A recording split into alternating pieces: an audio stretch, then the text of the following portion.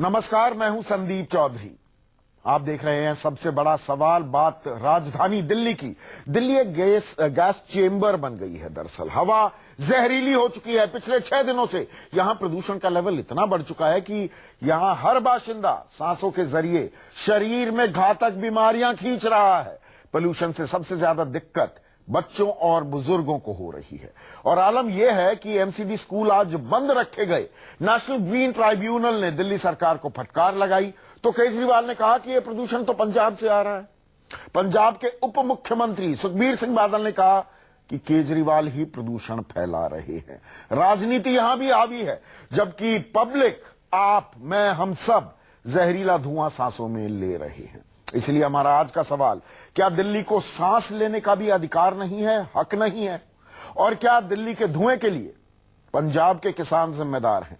इस पर मैं चर्चा करूंगा। कुछ खास मेहमान मेरे साथ जुड़ चुके हैं, लेकिन पहले राजनीतिक बयानबाजी किस कदर हावी है, सुनिए। के अंदर जो ये हमारी लैंडफिल साइट है, इसकी वजह से दिल्ली के अंदर बहुत बड़ा पोल्यूशन का कारण है ये। और यहाँ पर अक्सर आग लगी रहती है और अभी आप देख रहे हैं जगह जगह आग लगी हुई है। पूरा एनवायरनमेंट यहाँ से दूषित है। तो इसको लैंडफिल साइट को कैसे मतलब इसको पोल्यूशन खत्म किया जाए। और ये जो कूड़ा इस तरह से है, ये तो दिल्ली के लिए बहुत ही हजारडस है। तो मैं खुद देखने के लिए आया था। काफी दूर बाहर से तो देखते ही थे कि आग लगी हुई है, जगह जगह आग लगी हुई है, बट बहुत ही बुरी हालत है। इसको देख रहे हैं कि किस तरह से इस कूड़े को इसका निपटारा किया जा सकता है और दिल्ली के अंदर पोल्यूशन से बचाया जा सकता है। आग हमेशा रहती है, इसको पूरी तरह बुझाने की आवश्यकता है। और सिर्फ आग बुझाना ही नहीं, इसको पूरे जो इतना 50 मीटर का ये ढेर लगा दिया है, ये तो पूरा एनवायरनमेंट खराब करेगा। इसको खत्म करने की जरूरत है। इसके ऑप्शन देखे जा रहे हैं कि इसमें क्या होता है, जो वेस्ट जो कूड़ा है, इसमें से 50-60% जो हिस्सा है वो सड़क बनाने में काम आ सकता है। बाकी 30-40% जो है उसको वेस्ट टू एनर्जी प्लांट के अंदर डाल के इसको खत्म किया जा सकता है। तो that is the only solution. Delhi के अंदर इस तरह के पहाड़ लगाने से कोई काम चलने वाला नहीं है। केजरीवाल नाकाम जा रही है पेट्रोल डालने पे। केजरीवाल हर जगह पोल्यूशन फैलता है। केजरीवाल हर जगह पोल्यूशन फैलता है। और मेरे साथ चर्चा में बीजेपी के दिल्ली से वरिष्ठ नेता हैं विजेंद्र गुप्ता, आम आदमी पार्टी के विवेक यादव, कांग्रेस के प्रवक्ता हरिशंकर गुप्ता और भूपेंद्र चीमा मेरे साथ चंडीगढ़ से जुड़ रहे हैं, अकाली दल के प्रवक्ता हैं। विवेक यादव, आपको मालूम नहीं था, अंदाजा नहीं था, इल्म नहीं था, या पंजाब की चुनावी तैयारियों में आपकी पूरी सरकार, दिल्ली सरकार इतनी व्यस्त थी कि अंदाजा ही नहीं लगा पाए कि दिल्ली में प्रदूषण का ये आलम हो जाएगा? संदीप जी, एक तो आपकी आवाज बहुत कम आ रही है, मैं सुन नहीं पा रहा हूँ ठीक से आपका प्रश्न। और अभी जो चल रहा था मैं सुन नहीं पा रहा हूँ, उसकी आवाज ठीक से सांस नहीं ले पा रहे हैं आप, ठीक से सुन नहीं पा रहे हैं, दिल्ली ठीक से सांस नहीं ले पा रही है। अंदाजा नहीं था क्या इस बात का, विवेक बाबू? बिल्कुल ठीक कह रहे हैं आप। हम लोग भी इससे जूझ रहे हैं, दिल्ली में हम लोग भी रहते हैं और ये बिल्कुल बड़ी समस्या है। और ऐसा नहीं है कि इसका अंदाजा नहीं था और इसके बारे में तो क्या काम किया? लेकिन अब वही एक सबसे बड़ी चीज एक ये है कि ये दिल्ली में जो प्रदूषण का लेवल बढ़ा है, जो स्तर बढ़ा है, इसका सबसे बड़ा कारण क्या है? इसके कारणों पे अगर आप जाएं तो ये पूरे एनसीआर की एक प्रॉब्लम है और ये अकेले दिल्ली सरकार के द्वारा इसमें कुछ आपने क्या कदम उठाए? एक साल में ऑड इवन का तमाशा करने के अलावा आपने क्या कदम उठाए? देखिए, ऑड इवन को आप तमाशा कह सकते हैं, लेकिन ऑड इवन एक बड़ा सफल प्रयोग रहा और उसके बाद दोबारा से लागू करेंगे। आज मुख्यमंत्री जी केंद्रीय पर्यावरण मंत्री से मिलने गए और मिलजुल करके इसका कोई समाधान हो पाएगा। आसपास के जो राज्य हैं उनका साथ लेकर के, उनको साथ में लेकर के, जैसे वहाँ के खेतों में बची हुई फसल के बाद जो बच जाता है, मैं तमाशा शब्द, विवेक बाबू, तमाशा शब्द पूरी जिम्मेदारी से मैं इस्तेमाल कर रहा हूं। आपने ऑड इवन का तमाशा किया, जनवरी में किया और अप्रैल में किया। मुझे ये बताइए कि ये 11वां महीना शुरू हो गया, एक आपने वो 6 जायंट स्वीपिंग मशीन मंगवाई थी जो बंद पड़ी हुई थी, 7 महीने से कोई काम नहीं किया उन्होंने। मंगलवार को मनीष सिसोदिया ने उन मशीनों को फिर से चालू कराया। तो ऑड इवन के तमाशे के अलावा आपने पिछले 11 महीने में, इसी साल की बात करते हैं, दिल्ली का प्रदूषण काबू में लाने के लिए क्या कदम उठाए? एक कदम बता दीजिए आप, मैं 3 की तो बात छोड़िए, एक कदम बता दीजिए। संदीप जी, मैं आपको बता तो रहा हूँ, ये समस्या अकेले दिल्ली सरकार के द्वारा हल कर ली जाए ये संभव नहीं है। हाँ। और इसीलिए आज मुख्यमंत्री जी गए केंद्रीय पर्यावरण मंत्री से मिलने के लिए कि इसका समाधान आसपास के राज्यों की सरकारों से मिलकर के निकाल। जब हमारा पूरा दम घुट जाएगा तब याद आती है आपको। दूसरी चीज एक ये है कि दिल्ली की सड़कों की वैक्यूम क्लीनिंग का टेंडर हो चुका है, ये भी बहुत जल्दी स्टार्ट होने वाला है। दिल्ली में क्योंकि डस्ट पार्टिकल्स की समस्या है, यहाँ धूल उड़ रही है और धूल इस एनवायरमेंट में है उसको लेकर के दिल्ली की सड़कों पे छिड़काव समस्याएं एक साधन हो गिनवाने के सकता लिए है। आपको 67 सीटें नहीं दी दिल्ली वासियों ने, तो मैं आपको निदान बोल तो रहा हल हूं कि निकालने दिल्ली के की लिए सरकार- दी। आप समस्याएं तो ये बातें तो मेरे कहने की हैं जो बातें आप बता रहे हैं। अरे संदीप भाई, मैं बोल तो रहा हूँ कि इसमें जो कर सकती है दिल्ली की सरकार कर रही है। आज केंद्रीय क्या पर्यावरण किया, मंत्री की एक कदम तो मुलाकात, बताइए। मुख्यमंत्री की मुलाकात हो रही है, प्रिवेंटिव उसके बाद मेजर क्या लिया निकलेगा? आपने? प्रिवेंटिव जो- मेजर क्या लिया? उसमें उसके बाद जो मैं आपको बोल रहा हूँ वैक्यूम क्लीनिंग का जो टेंडर भी हुआ है वो भी काम स्टार्ट होने वाला है। दिल्ली की सड़कों पे पानी का छिड़काव किया जाने वाला है, बहुत जल्दी इसको स्टार्ट किया जाएगा 1-2 दिन के अंदर, जिससे ये डस्ट की प्रॉब्लम दूर हो। बाद बाकी आसपास के राज्यों से जो धुआं आ रहा है, जो प्रॉब्लम आ रही है स्मोक, तो उसके लिए आज केंद्रीय पर्यावरण मंत्री के साथ मिलकर के मुख्यमंत्री जी कोई सोल्यूशन निकालेंगे। वो जैसे ही मीटिंग खत्म होगी भी, चूंकि वो अभी भी गए उस मीटिंग में, बिल्कुल, तो उसके बाद ये बात कोई भी अपनी समाधान तरफ से निकलेगा। जायज है। विजेंद्र गुप्ता, मुझे ये बताइए कि हरियाणा की बात हो, पंजाब की बात हो, राजस्थान की बात हो, जहां पर धान की फसल है जो काटी जा चुकी है और जो बच जाता है, पराली जिसे कहते हैं, उसको जलाया जा रहा है, उसके चलते ये प्रदूषण स्तर इतने खतरनाक लेवल्स तक पहुंच चुका है। ये भी एक सच्चाई है। मुझे ये बताइए कि इंटरस्टेट कोऑर्डिनेशन का मामला है, ये समन्वय का मामला है कि भाई दिल्ली सरकार, हरियाणा सरकार, पंजाब सरकार, राजस्थान सरकार मिलकर बैठ जाएं और कुछ न कुछ इसके बारे में पहले से ही प्रीएम्प्टिव एक्शन लेना चाहिए था। पर वो मीटिंग तो कल ही हुई। पहले क्या सारी सरकारें, जिसमें 4 जगह आपकी सरकारें हैं, हाथ पर हाथ धरे सोई हुई थी?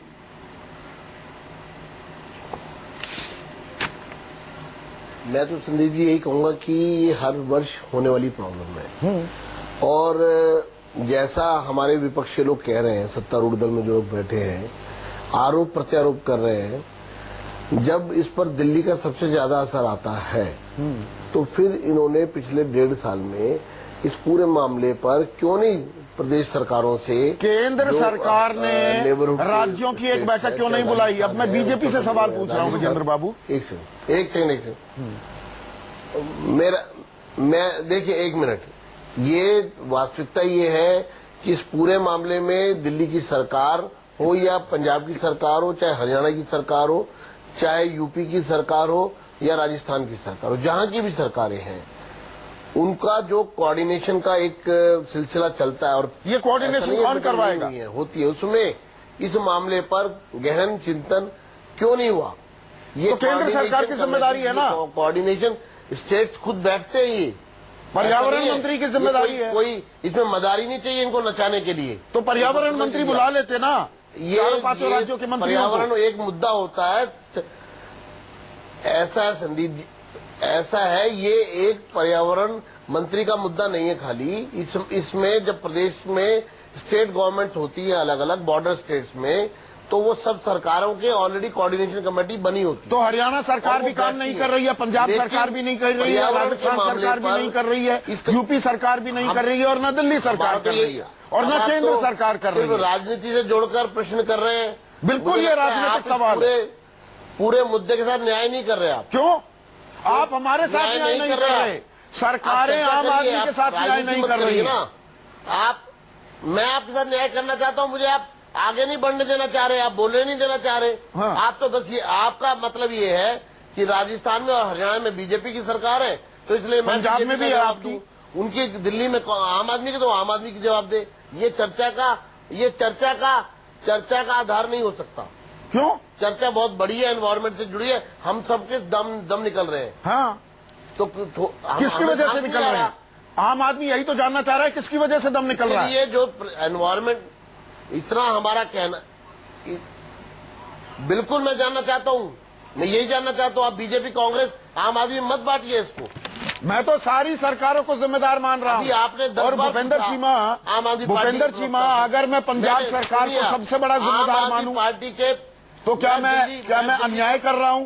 क्या मैं ज्यादती कर रहा हूं? ये सवाल पूछकर सबसे ज्यादा खेतों में आग पंजाब में लगाई जा रही है, और उसकी गाज गिर रही है दिल्ली वासियों पर और बाकी उत्तर भारतीयों पर। यहाँ पर बोलिए भूपेंद्र जी। चाहता हूँ, देखिए संदीप जी, मैं आपकी एंड पर होता है। देखिए संदीप जी, मैंने आपकी, जिसको तकलीफ होती है वो मुद्दा उठा। देखिए संदीप जी, मैंने आपकी और गुप्ता जी की और सभी की बातें सुनी है, आम आदमी पार्टी के प्रवक्ता की भी बातें सुनी है मैंने।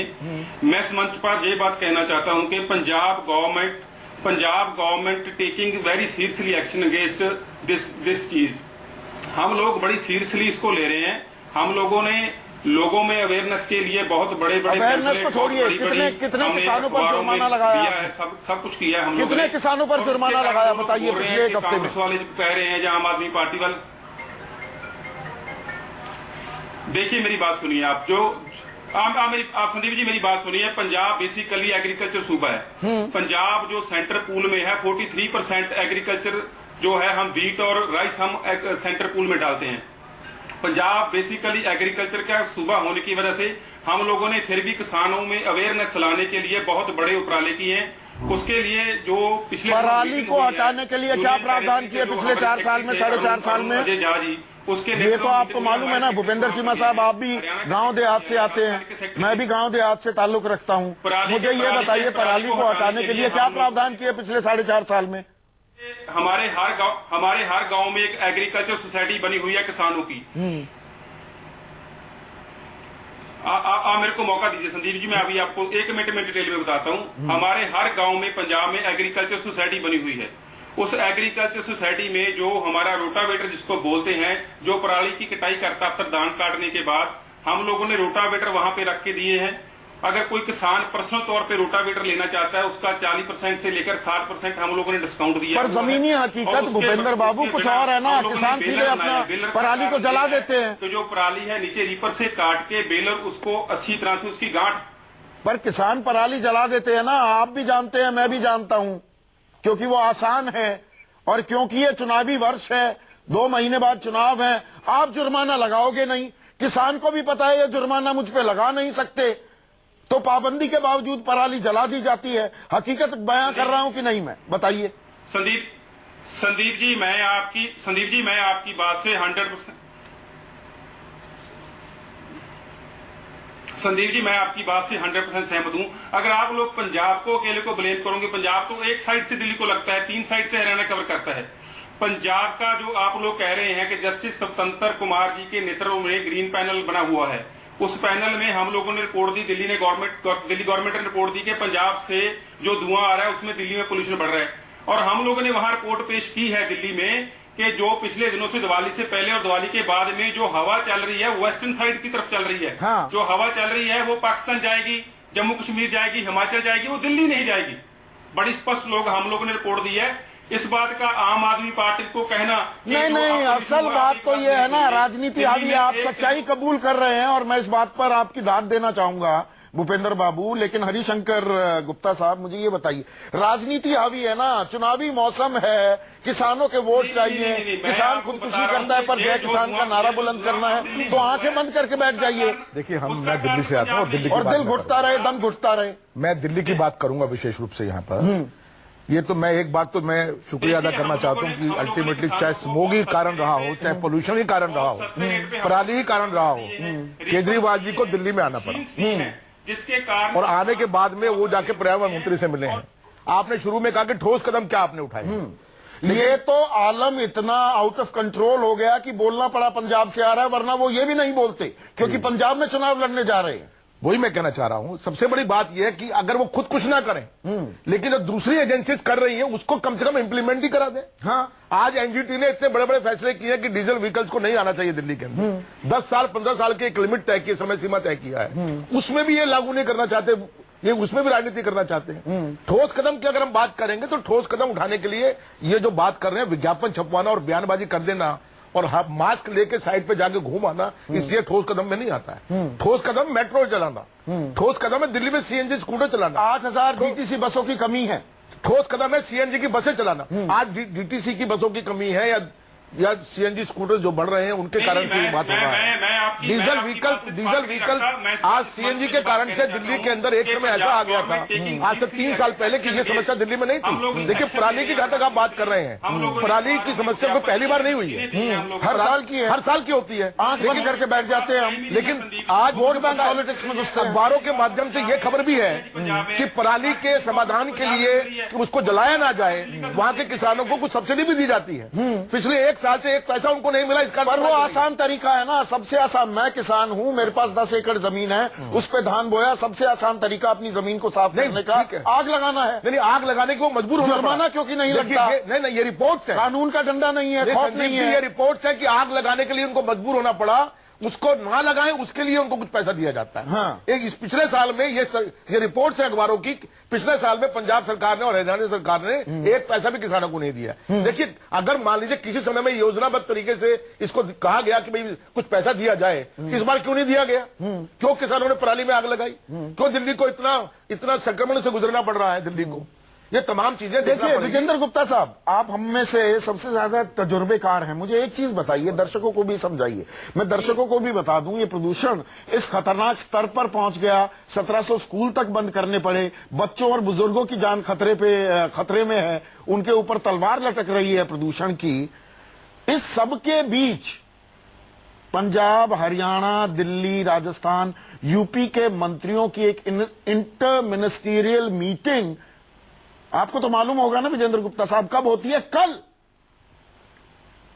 जब हंगामा हो जाता है, दम फूलने लगता है, तब एक इंटर मिनिस्टेरियल मीटिंग की याद आती है। इसके लिए आप हरियाणा से बुलाते, पंजाब से बुलाते, आप दिल्ली की बात करिए।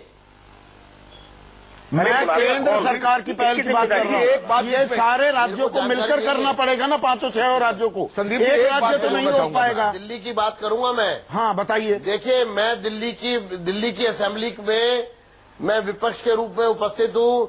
10,000 बसें दिल्ली में चलनी चाहिए थी। मैं आपने जो प्रश्न किए थे विवेक यादव से, तो दिल्ली सरकार ने जो बसों के खरीदने का या नई बसों के खरीदने का या बसों के चलाने का ये आरोप प्रत्यारोप आप लोग वही आरोप प्रत्यारोप की बात कर रहे हो आप। अरे हरियाणा में क्या हो रहा है, पंजाब में, मेरे पास जानकारी नहीं है उसकी। मुझे मैं कह रहा हूँ केंद्र सरकार सभी राज्यों की एक आपातकाल बैठक बुलाने में इतनी देरी क्यों करती है? मेरा सवाल आप समझ गए। आपको केंद्र सरकार की बात करें, मैं कहता हूँ दिल्ली सरकार ने आप ये दूसरी पोलिटिकल पार्टी को वोट लिया क्या? कॉन्फिडेंस में लिया? आज दिन तक दिल्ली सरकार, ये समस्या सबकी है।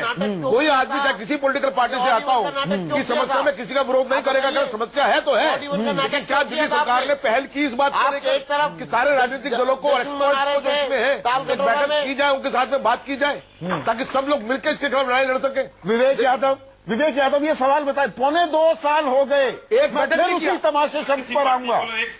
पॉलिटिकल पोस्चरिंग से आगे लॉन्ग टर्म कदम क्यों नहीं उठाते आप? दिल्ली में पोल्यूशन हो रहा है। संदीप जी कई बार टाइम लेने के बाद मजबूर होकर के आज मुख्यमंत्री जी मिलने गए हैं पर्यावरण मंत्री से।